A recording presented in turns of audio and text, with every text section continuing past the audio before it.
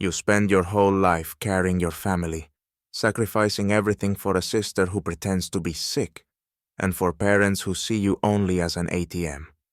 Then you realize they never truly loved you. What will you do when you finally break free? My name is Jake. I'm 24. And yes, I hate my sister Lena. Oh, excuse me, beloved sister Lena, as my parents always called her. Ever since childhood, she was put on a pedestal, like the whole world revolved around her, and I was just the background. Her problems were always the top priority, and of course, my parents justified it with her supposed illness. She was only sick when it was convenient, like when it came time to do something. But the moment something fun came up, oh, she was miraculously cured. Magic, right?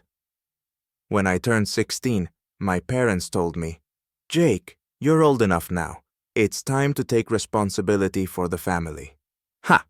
What kind of responsibility was that? Working for the benefit of sick Lena, naturally. Because she, like a queen, had to have everything.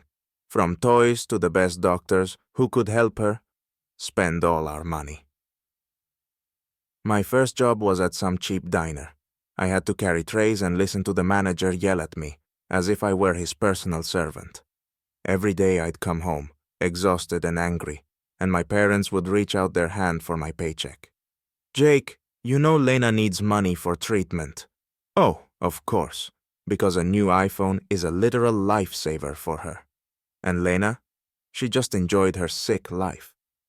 While I was breaking my back at work, she lounged on the couch, picking out new toys and posting photos on social media. One time I came home, and there she was with a laptop, looking at cars. Real cars, not toy ones. My parents were next to her, discussing which model to get. "Look, Lena, this red one would suit you," said my dad. The whole scene looked like they were solving an important life issue, not catering to another whim. And what do I hear when I walk into the room, dripping with sweat after work? "Jake, go get us some water." That's it. No thank you. No, how was your day? No, you're doing great, working so hard for us. Just water. So there I am, standing in the kitchen, pouring this damn water into glasses, thinking, they'll probably make me buy this car for her too. And you know what? I was right. Sometimes I seriously wondered if I was even their son, or just someone they brought in to do all the dirty work and financially support Lena. She was their shining star, and me? I was just the shadow. Year by year, my life became more of a living hell. If I once thought weekend work was a temporary measure, it now felt like I was born to work for Lena. Every single day, the same thing. I'd come home from work, and my parents would play their favorite track called "It's for the Family." Yeah, right, family. Family to them meant Lena and her endless demands. And me? I was just carrying it all on my shoulders. I remember them saying, "Jake, you should be grateful that you have the opportunity to help." Help who? Lena, who doesn't even know what work looks like because she's too sick to even think about such things. Funny, right? She's sick just until she wants something new. As soon as that happens, oh miracle, she turns into the most active, energetic version of herself. But of course, no thanks for me. After all, I'm the big brother. It's my duty, right? When I tried talking to her about how tired I was, how hard things were for me, she just smirked. "Oh, Jake, you're so funny. You're supposed to work, it's all for me," she'd say with that smirk that made me want to walk out of the room. But no matter where I went, everything always came back to her. My parents looked at me like I'd done something wrong whenever I brought up that I needed help, or at least some recognition. Every time I brought up to my parents that I was fed up with all this, they'd just shrug. "Jake, we all have to sacrifice for the family. You're not the only one." "Oh, really? When was the last time Lena sacrificed anything? Oh, right, I forgot. She sacrifices her time for shopping." With each passing day, I was sinking deeper and deeper into this stupid cycle. Work, home, more work. And meanwhile, Lena kept playing her game of, "I'm the poorest and most miserable." She knew exactly how to manipulate our parents. "Mom, I need this. Dad, I can't live without that." and they'd fall for it. How easily she pulled their strings. All she had to do was shed a tear or mention her health, and my parents were ready to sell my soul just to fulfill her every whim. One day I went to my parents and asked them directly, "What about me? Don't I need something in life besides work?" You should have seen their faces. They looked at me like I was an alien. Mom just sighed and said, "You know Lena comes first. Her health is the most important thing." And that was it. My life to them was just background noise. But you know what's the harshest part? I'd almost stopped feeling anything. Resentment? Anger? It all blurred into one big, "I don't care." I was like a robot, following commands, while my poor, sick little sister built her perfect life. She laughed at me, right to my face. Her laughter sounded sinister, not like joy. It was the laugh of someone who knew they were completely in control. One day I tried to talk to her. "Lena, do you even realize that I'm risking my whole life for you?" She looked at me with a smile and said, "Well, Jake, that's your job. You're the older brother. You're supposed to." And that was it. No gratitude, no thank you. To her, I was just a tool to get what she wanted. And whenever I tried to put her in her place, she'd just laugh. I don't know what I expected, but it wasn't that. My loneliness grew deeper and deeper. I no longer felt any support from my parents. They saw me as nothing more than a resource to be used for Lena's happiness. The more I realized this, the greater my internal disappointment became. You know how it is. You spend your whole life believing in one picture, and then, bam! It all turns out to be one big, fat lie. That's exactly how I felt when I accidentally stumbled upon Lena's conversation with her friends. She's sitting on the couch, as usual, putting on her sick but unbreakable act, and I'm just walking past her room when I notice her laptop is open. Curiosity got the best of me, and yeah, I know it's an invasion of privacy, but if she's so sick, what could a couple of messages hurt, right? So, I read it. And what do I see? Oh, I'm just playing on their emotions. They're so naive, they believe everything I tell them. The key is to use a slightly sad voice, add a few tears, and voila, new stuff in my closet. What? I read it 3 times, hoping I misunderstood. But no, it was clear. Lena had been faking her illness this whole time, not just to take a break for a day or two, but to drain our parents and me of money, gifts, and surprise, attention. She was literally admitting that her health issues were fake. My first thought was, dude, what the heck, seriously? How could she lie so easily to everyone around her and smile at us like nothing was happening? She didn't even blink when she complained about her terrible symptoms. I was in shock. Lena, my dear sister, for whom I'd been sacrificing my whole life, had just been making fools out of all of us. Of course, I exploded inside. I wanted to burst into the living room, yank her off that couch and scream, "How could you? Is this just another one of your performances?" But I knew it would be pointless. Even if I showed our parents those messages, they wouldn't believe me. They'd say something like, "Jake, you've misunderstood. She's sick. How could you think such things about her?" And of course, I'd once again be the bad son, trying to destroy the family's happiness. Cornered. That's how I felt. So, what do? Accuse Lena and then hear that I'm just jealous? Or stay quiet and keep working for her whims? Either way, I was trapped. Some kind of idiotic endless trap with no way out. My thoughts were spinning like crazy. I didn't know what to do. Every attempt I made to speak the truth, or at least hint that Lena was just playing her game, would end in disaster. My parents didn't just defend her. They were literally blinded by her lies.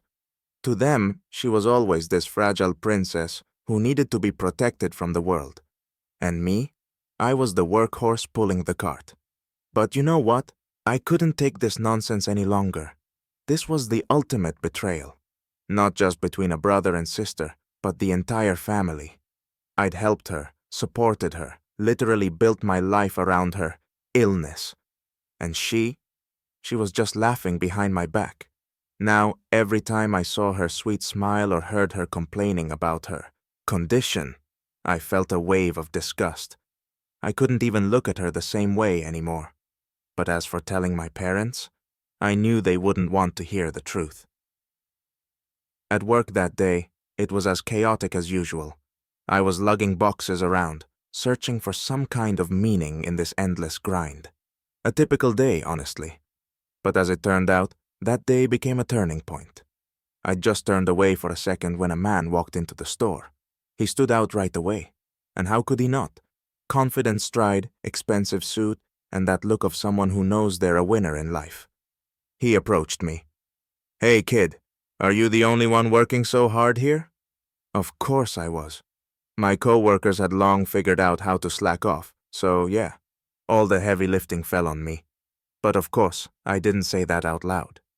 "Yeah, doing my best," I replied with a bit of sarcasm, sweat dripping down my face, and my hands no longer feeling the weight of the boxes. He smiled slightly, as if he knew something I didn't. We got to talking. Turns out this guy was a businessman who owned several companies in the city, and for some reason, he was impressed by how hard I worked. Then he said, "You seem like a hard-working guy. Want to move up to the next level? I might have something more interesting for you than this." You wouldn't believe the flip I felt inside. It was one of those moments you see in movies, all in slow motion. Everything around you goes quiet, and it's just you and your opportunity. He offered me a job at his company. Not just a job, though. A real chance to break free from this mess, to get to a new level. Of course, I didn't show my excitement right away, but inside I was on fire. This was the chance I never even dreamed of. But you know what stopped me? My wonderful family. My first thought was, what about Lena and my parents? If I took this offer, if I left, who would carry them on their back? Who would pay for Lena's endless illness and her necessary trips? They counted on me. I'd always been their ATM, their lifeline. And then this wave of thoughts hit me. I was standing there with a real dilemma. On one hand, I had the chance to start over, to stop being Lena's shadow and finally break free. On the other hand, family. My parents would be in shock if I just left. Lena probably wouldn't even understand how such a thing was possible. And of course my parents would pressure me. "You're just going to leave us? We're family, Jake." That word, family, was so deeply ingrained in my brain that every time I thought about my life, I heard my mom's voice repeating the same thing. Family comes first. And there I was, running all this through my head, with the businessman waiting for my answer. I felt like I was at a crossroads, and whatever I decided would change everything. Say yes and start a new life, or say no and keep sinking in this family nightmare. Inside me, there was a real battle. I saw myself in a new job, free, living for myself, finally doing what I wanted. But at the same time, I saw my mom sitting on the couch, blaming me for abandoning them in their hardest time. You should have seen me standing there, my face like stone, while inside, everything was burning with these thoughts. But at some point, I suddenly realized, what's next? How many more years would I sacrifice myself for a family that didn't even notice my efforts? How many times would I put their needs above my own? This is my life. And at that moment, something clicked in my head. I realized I didn't want to be their puppet anymore. I couldn't let them control my fate. I turned to the businessman, smiled, and said, "You know what? I'm in." And just like that, everything changed. I promised myself I would never again let my family control my life. You know what's strange? When you finally get everything you dreamed of, it doesn't always bring the satisfaction you expected. Here I am, Jake, who a few years ago was just a shadow in his family, and suddenly I'm successful and rich. I've got a house worth more than I could have ever imagined before. My own car. A pile of money in the bank. In short, it seemed like I'd made it. Here's the catch. Deep down, something still feels wrong. I wake up in my fancy house, make myself coffee from my expensive coffee machine, look out at the panoramic view from my windows, and still feel empty. It's as if all these cool things are just decorations that can't fill the hole in my chest. It's been a few years since I cut off all ties with my parents and Lena. Honestly, back then I thought that decision would solve all my problems. They were no longer draining money from me, no longer pushing their endless drama on me, and no longer making me feel guilty. I was free. I could live how I wanted, owing nothing to anyone. Sounds great, right? But here's the strange thing. Even when all those chains were broken, I started to realize they were still in my head. I felt like they could no longer control my life, but the weight they'd hung on me since childhood still lingered inside, and there was no escaping that. At first, I tried to ignore that feeling. Come on, Jake. Everything's fine. You're just overthinking, I'd tell myself. I threw myself into work, distracted myself with expensive purchases. I bought a cool car, went to restaurants, spent money on random stuff that should have filled that emptiness. But here's the thing. It didn't work. I'd sit in my expensive leather chair, watching a TV bigger than the wall in my parents' house, and catch myself thinking, what's all this for? Where's the thrill of success? On the outside, it seemed like I had everything. Perfect life, perfect things. But inside, there was this emptiness I couldn't escape. The more I tried to fill it with money or external success, the bigger it became. That feeling of guilt. Turns out, it never went away. I felt guilty for leaving my family, and not because they deserved my help. Oh no, but because since childhood, they had conditioned me to believe I always owed someone something. I'd catch myself thinking, maybe I should have stayed. Maybe I should have kept being their source of money and resources. And here's the thing. All that success started to feel fake, like I'd built this huge castle, but inside, there wasn't a single living person, just empty walls. Sure, I had freedom. Sure, I could do whatever I wanted. But then why did I feel like I'd lost something important, even when I'd gained everything? I tried running from that feeling, spent more time working, got into sports, met new people. But whenever I was alone in my house, the crushing silence would hit me again. I felt isolated, like I'd built this prison of success and didn't know how to escape. One day, I was sitting in my living room, looking at all the stuff I'd bought recently, and suddenly it hit me. Dude, you're just trying to hide from yourself. All this money, all these things. They were just ways to run from the emotional trauma my family had left inside me. They'd broken me in childhood, and now I was trying to rebuild myself. But it was all fake. The real Jake had gotten lost somewhere, and I had no idea how to find him again. So yeah, on the outside, my life seemed successful. But inside, I was just as broken as I had always been. One evening, I was sitting in my cozy house enjoying the quiet after a long day. And then, as if on cue, my parents called. The first call in years, by the way. At first, I thought it was a mistake, or maybe they were calling to congratulate me on something. Haha, as if. But no. Turns out it was a cry for help. Of course, who else but me would be expected to save them when everything was falling apart? Mom started the conversation the way she always did. Jake, you have to understand, it's a difficult situation. Oh, of course. Difficult. The code word for give us money. She went on explaining how their business had collapsed. They were drowning in debt, and surprise, surprise, Lena was sick again. No way. I never would have guessed Lena would suddenly fall ill as soon as things went south. It seems her illness activates right when the family needs something from me. As I listened to them, anger started boiling up inside me. Nothing had changed. Same old tricks. But now, I wasn't the Jake who'd run to their rescue anymore. I was the Jake who'd learned how to play their games. And then I snapped. At first, I just wanted to hang up and forget this conversation ever happened. But, as they say, old wounds die hard, and sarcasm is my best weapon. Wait a second, I said with a smirk. Lena's sick again? Wow, what a plot twist! Is it the same illness that always shows up when she wants something? Maybe it's time to see a new doctor, though I hear the treatment's pretty expensive. Of course, they started backpedaling, saying it was serious, no time for jokes. But I wasn't stopping. I'd had enough of their lies and manipulation. This time, I wasn't going to let them pull me back into their twisted little world. Hold on, let's figure this out, I continued. So your business collapsed? Well, maybe you should have invested more in Lena.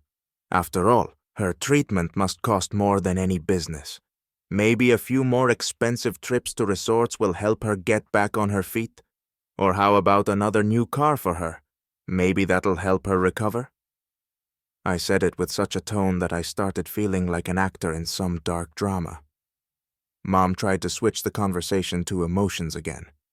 Jake, how can you say that? We're family. We're supposed to help each other.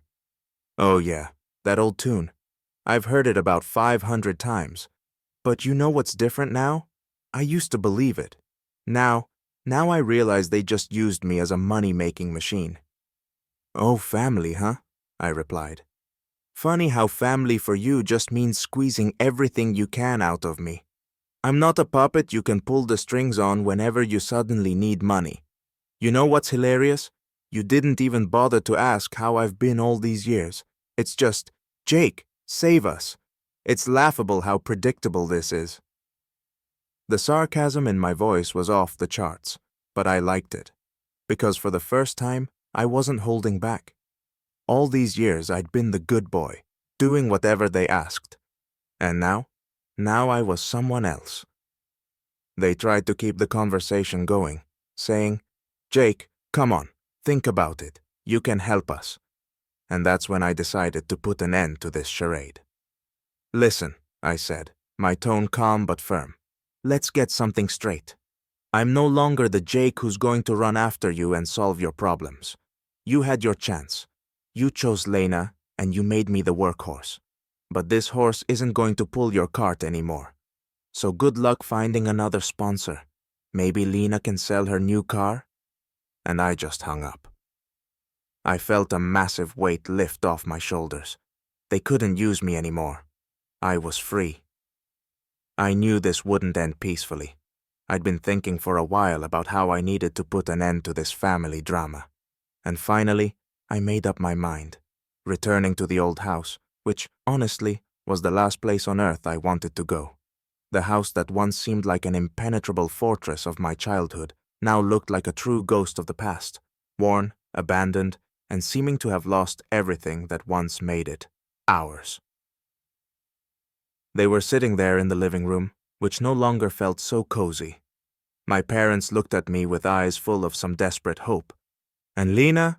Well, Lena was as she always was, completely relaxed, as if we'd just gathered for a family dinner and were about to chat about the latest gossip. She couldn't care less about the situation they were in. Though, what else did I expect? It's Lena, after all. Her life had always been carefree, because all problems were solved behind her back. Specifically, mine. Mom was the first to speak. Jake, please, you can see how hard this is for us. We're struggling. Lena is sick again. We need money to fix everything. Oh, here comes the performance again, I thought. The same old lines about hardships, sick Lena, and debts. And once again, the feeling that I'm the one who has to save them. Seriously? I raised an eyebrow, glancing at Lena, who was casually scrolling through her phone, not even pretending to be part of the conversation. Lena's sick again, you say? What a surprise. The moment you hit trouble, Lena suddenly starts feeling unwell. How convenient. I knew I couldn't keep holding back everything that had been building up inside me for years. These manipulations, this endless performance called Lena is the center of the universe. I was shaking with anger, but I kept going. You know, I turned to my parents. I've been your puppet for so many years. My whole life I made sacrifices for the family, for Lena, for your peace of mind. But you want to know the truth? You never cared about me. You never did. I was just a convenient patch for all your problems. Mom tried to throw in some weak defense.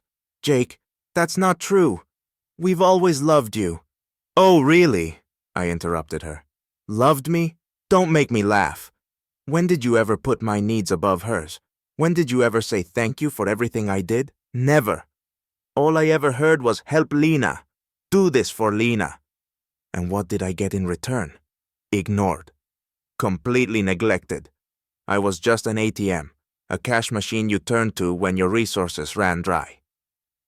Their silence was deafening. For the first time, they couldn't find the right words to justify themselves. And for the first time, I felt like I had finally said everything I'd been holding in for so long. Dad sat silently, and Mom was struggling to find the right words, but I didn't give her a chance. I was on edge. All those years of patience, sleepless nights, and constant sacrifices were finally boiling over. Lena, I turned to my sister, are you going to say something? Or, as always, you don't care about what's happening? Lena lazily lifted her eyes from her phone and just shrugged. I don't even know why you're getting so worked up. You did all this willingly. No one forced you. Oh, if it weren't for my self-control, I probably would have been shouting by now. But instead, I let out a restrained laugh. Really? Willingly? You actually believe that? Don't you see how our parents have manipulated me my entire life just to keep you comfortable? Well, yeah, that's exactly it, she smirked. You've always been like that, always doing what you're told. So, it's your problem, not mine. I felt the anger rising inside me. My own sister, the one I'd spent all these years with, didn't even bother to pretend. To her, this was all just a game. But not anymore. Not for me. You know what? I turned to my parents and sister, feeling the weight lifting off me. I'm not going to be your savior anymore. I'm done. For years I tried to earn your love and approval. But now I don't care. If you need to get out of debt, good luck. If Lena's sick again, hire her a caretaker. As for me, I'm free now. I turned and walked out of the house without looking back. For the first time in years, I felt what it was like to be truly free. I stepped out and slammed the door shut with a sense of finality, as though I was closing not just a door, but an entire chapter of my life. You know, there are moments when you realize that you'll never be the same again. This was one of those moments. All this time, I'd been carrying the burden of their expectations, their manipulations, and most of all, their guilt, which they'd hung on me since childhood. But now, it was all over. It was late evening, and darkness had swallowed the empty street. My old house, which once seemed like a fortress, now looked like an abandoned ruin. And honestly, it was a perfect reflection of what was happening inside. I'd left them to deal with their problems, their debts, their fake illnesses. Let them figure it out themselves. They were no longer my concern. And the funny thing was, I didn't even feel sorry for them. Not one bit. I was no longer the Jake who trembled at the thought of Mom's disappointment or tried to please Dad. All that was gone. Instead, I felt freedom. Real, primal freedom. It was a strange sensation, but I liked it. It was like I had finally thrown off the chains that had been dragging me down for years. I walked down the street, and one thought kept circling in my mind. You know what, Jake? You did it. You finally broke free. And then another voice added, and you know what's the funniest part? They still didn't get what just happened.